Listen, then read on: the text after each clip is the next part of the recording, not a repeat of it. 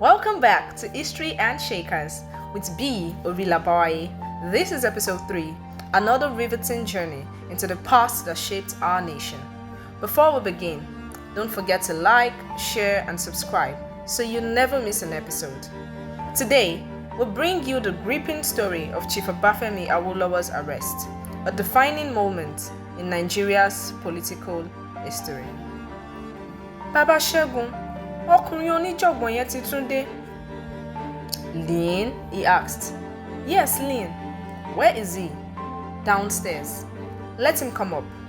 That was how Mama Anna Idowu Dideolu, the wife of Chief Awolowo, reported to him on the morning of November 3rd, 1963, when police officer Lean arrived at their Ikoyi residence to carry out an arrest.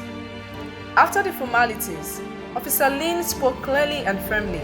In the name of Her Majesty the Queen, I hereby arrest you on a charge of treasonable felony, conspiracy to commit a felony, and conspiracy to effect an unlawful purpose.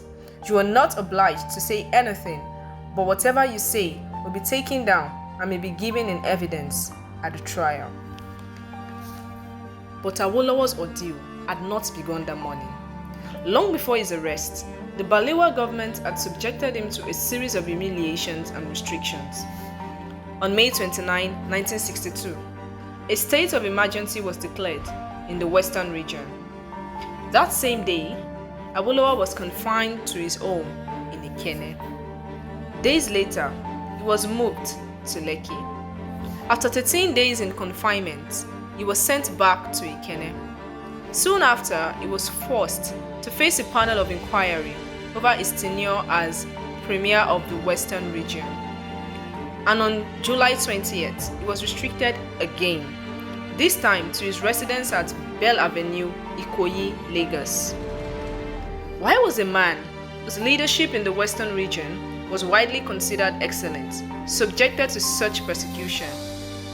The answer lies in the political intrigues of the time. First, Balewa's government signed the Defense Pact with Britain immediately after independence. Awolowo opposed it fiercely, and his resistance led to its eventual abrogation. This did not go unnoticed.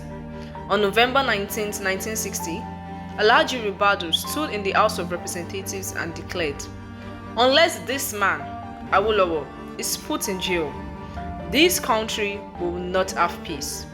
To which the Prime Minister, Sir Tafawa Balewa, simply replied, "I understand."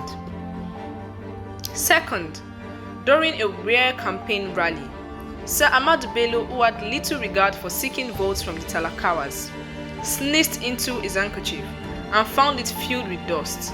Enraged, he swore, "I shall never forgive Chief Awolowo for this." Third, as leader of the opposition, Awolowo constantly criticized the government's economic management. On November 18, 1961, he declared in the House, "The economy is suffering from 3 maladies: mismanagement, reckless waste, and lack of plan." Finally, there was a contentious issue of state creation, another area where Awolowo clashed bitterly with Balewa's government.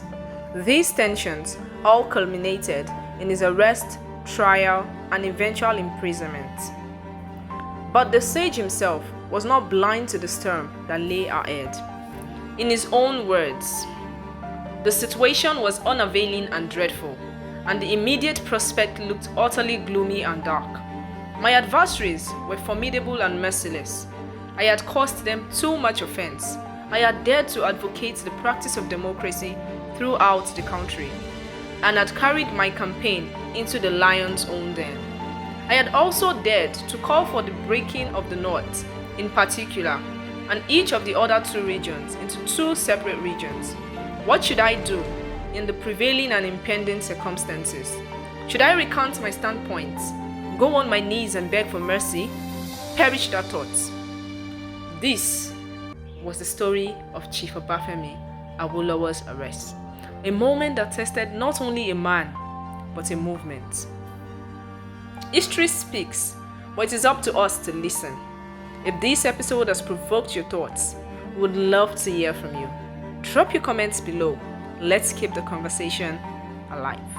And don't forget, like, share, and subscribe, because the past is not just behind us, it lives with us, shaping the future.